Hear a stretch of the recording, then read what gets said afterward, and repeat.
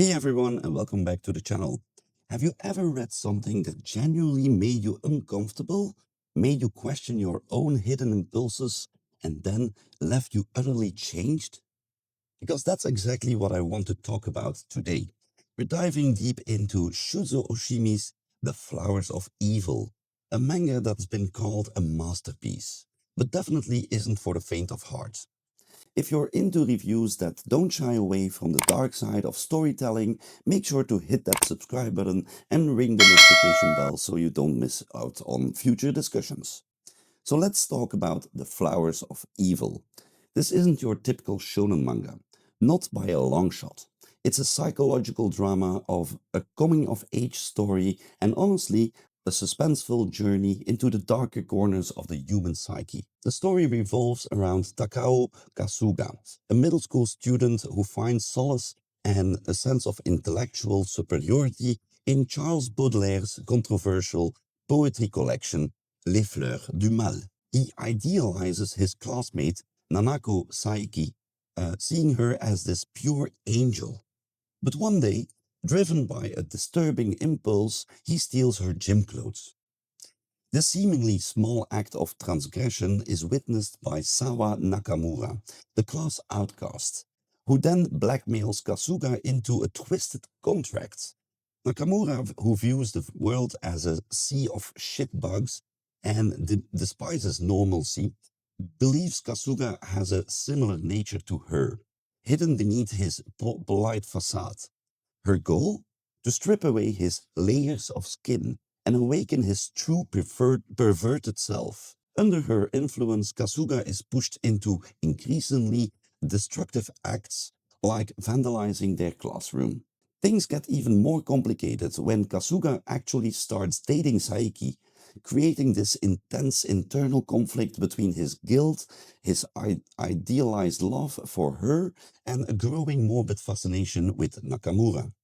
Saeki, initially drawn to Kasuga because he accepts her imperfections, transforms into a possessive and vengeful figure when he eventually rejects her from Nakamura. She stalks him, sexually assaults him, and even burns down his hideout. Nakamura also sexually assaults Kasuga, marking a truly disturbing low point in their codependent relationship.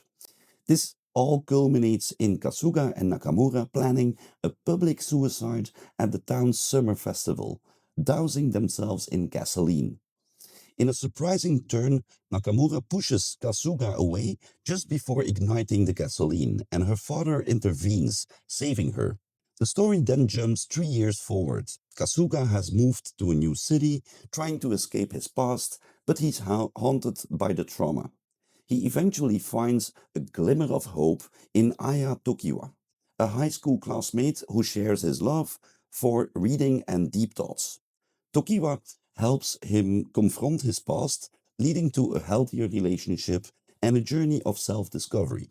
The manga ends with a poignant reunion of Kasuga, Tokiwa, and Nakamura by the sea, and we get a heartbreaking glimpse into Nakamura's mind, revealing she suffers from a psychotic illness, where Kasuga's face was the first human face she truly perceived. Now, let's talk about what makes The Flowers of Evil so impactful. First off, the psychological depth is absolutely incredible. This manga is a masterclass in exploring the humankind, especially during adolescence. Kasuga's internal struggles, his alienation, his repressed desires, and his eventual path to healing are portrayed with such raw realism. Nakamura is a fascinating, albeit disturbing character who embodies that little voice in your head you try to shut out. Her nihilistic view of society as shit-eaters is provocative and forces you to confront uncomfortable truths about conformity. Even Saeki's transformation from an idealized crush to an obsessive, cruel figure is a powerful critique of superficiality. The characters feel undeniably relatable, believable, and human under these extreme circumstances. The narrative structure itself is brilliant. The manga is distinctly divided into two halves. The first half is an emotional roller coaster with no happy moments, dark and heavy. Then the second half calms down significantly, focusing on depression and climbing out of the darkness.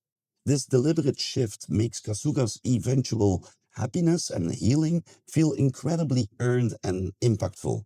It's almost like reading a completely different manga. The thematic exploration is rich and unflinching. It directly references Baudelaire's Les Fleurs du Mal, using it as a symbolic foundation for themes of moral decadence and perversion. The manga constantly challenges the idea of deviant behavior and societal norms, arguing that actions outside prescribed conduct are arbitrarily labeled inappropriate.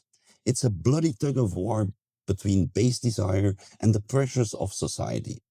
It also powerfully explores the long-term consequences of actions and the wounds and how to deal with that scars left behind.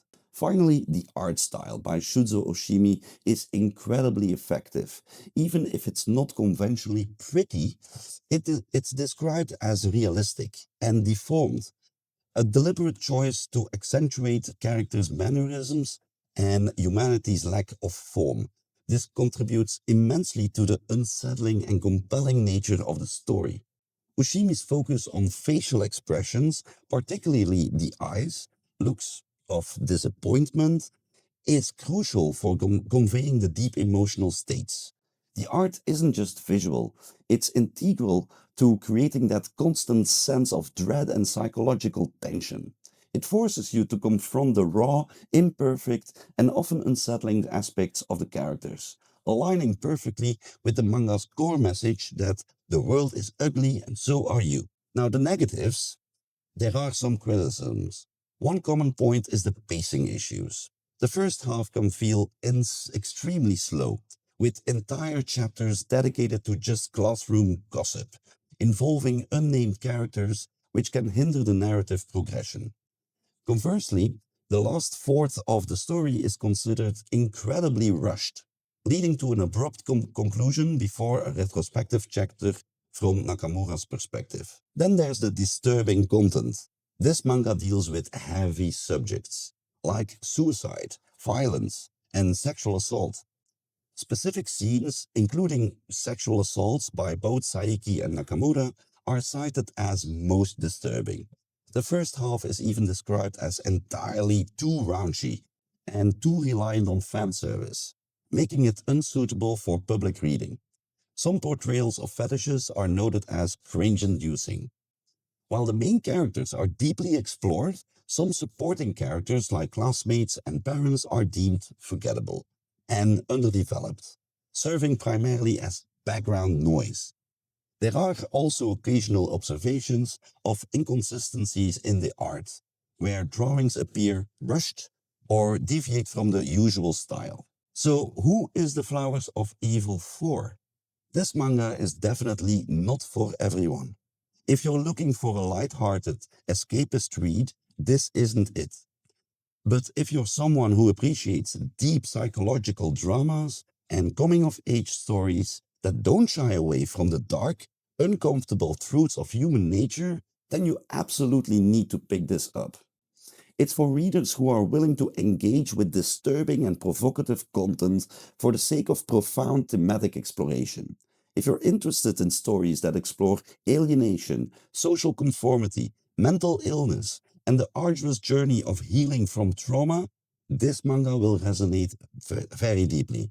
It's a challenging read, a psychological roller coaster, but one that offers a unique and unforgettable experience. Have you read The Flowers of Evil? What were your thoughts on it? Let me know in the comments below. And don't forget to like this video if you found it helpful. Thanks for watching, and I'll see you in the next one.